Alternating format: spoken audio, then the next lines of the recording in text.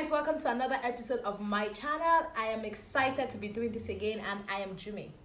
So before I continue, I'd like to say a very big thank you to everyone who subscribed to my channel, who shared my video, dropped comments, liked, and also reposted my videos. I would thank you for the encouragement, thank you for the outpour of love, thank you for the reviews. I was really looking forward to the reviews and I got them.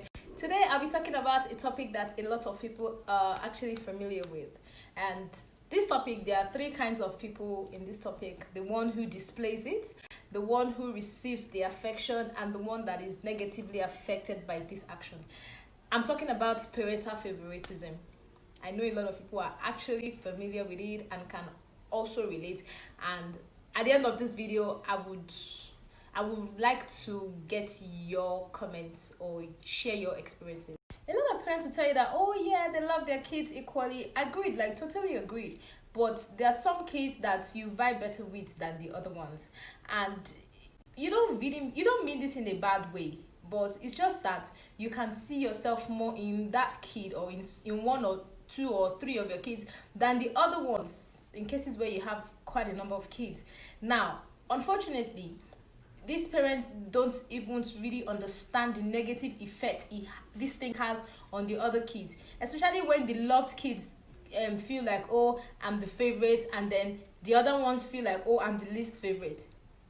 These things have negative effects on kids a lot. Now, let's talk about the negative effect this has on the least favorite child. Now, children who perceive themselves as least favorites are likely to do drugs, alcohol, cigarettes in their teenage years.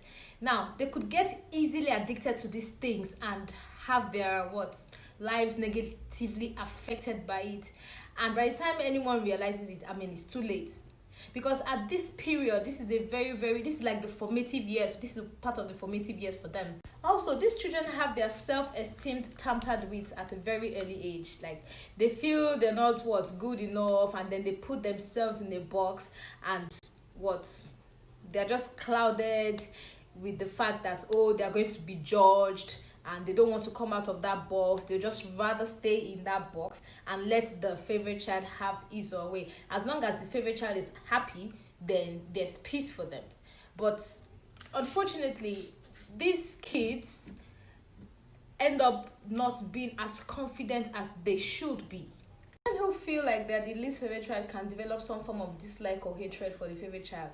I've seen these cases a few times where the least favorite child develops some form of dislike or hatred for the favorite child, and at the end of the day, if this isn't resolved or if there's no communication about this, then they end up hating each other. Some of these favorite siblings actually go out of their way to please the other ones. They notice that, oh, maybe mommy or daddy likes me better than, or treats me better than the other ones. Innocently. And then they try to make the other sibling feel good. They share their things with them. They literally go out of their way to make them feel good. And the other ones that don't even care, they hold some sort of resentment, and they feel like they're in a competition with their sibling, which shouldn't be so. Now, parental favoritism can also cause a relationship strain between the parent and the adult child. Now, when that happens, the parents begin to ask themselves, where did I go wrong? What did I do? Why is this child not communicating with me? Why is this child not talking to me? Other negative effects of this on the least favorite child is that some of them have a difficult time expressing themselves to their parents, or even asking for stuff from their parents. They believe that, oh, I'm not going to get it on time, or I'm not even going to get it at all. What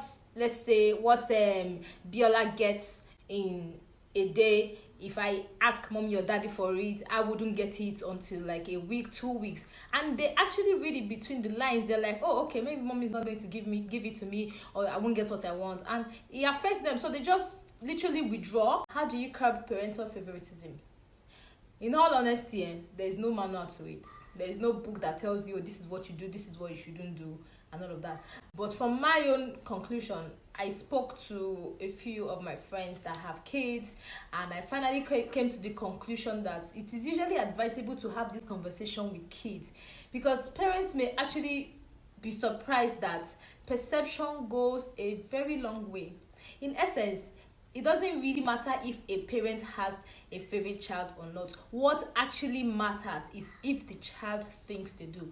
And when you say no to kids, you should always have to try to explain to them why you're saying no to them, so that it avoids them jumping into conclusion, wrong assumptions, and all of that. Because our own parents, they didn't explain anything. They just tell you no, and you just take the no. Who born you well to be asking your parents that, hey, mommy, why are you saying no to me? But kids of nowadays are very, very smart. Kids of nowadays are very expressive. Like, oh my goodness, they express themselves. They just say it as it is, innocently, with absolutely no filter.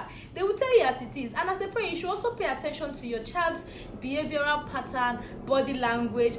Kids don't even know how to hide these things. They go just talk. Like, they're so innocent, and they don't really mean it in a bad way. They just say it as it is. They just feel like, well, I'm being honest, and that's it. Sorry, I'm back with my fruit eating habit again.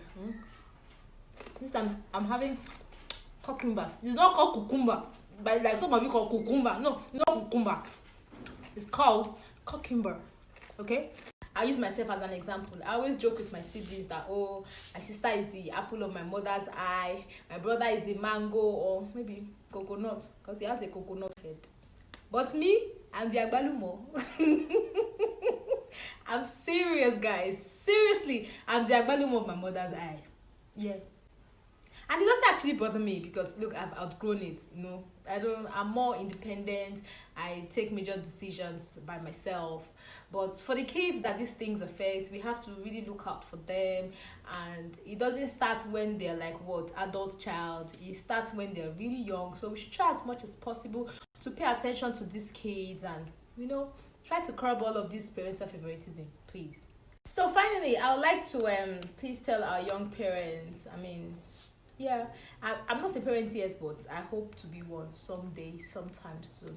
I love kids. I really love them. I like to please tell the young parents that, let's show love, equal love to the kids.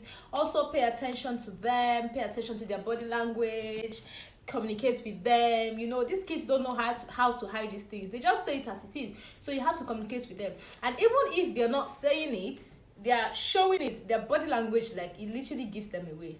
And on that note, we've come to the end of this episode. I would love to read from you guys. Please, parents, share your thoughts with me in the comment section. I would be reading and responding to comments. Please don't forget to subscribe to my channel, share my videos. I'll put the link in my bio on my Instagram and on my Twitter. And I'll be looking forward to reading from you guys. So thank you. So I'll see you guys in my next video.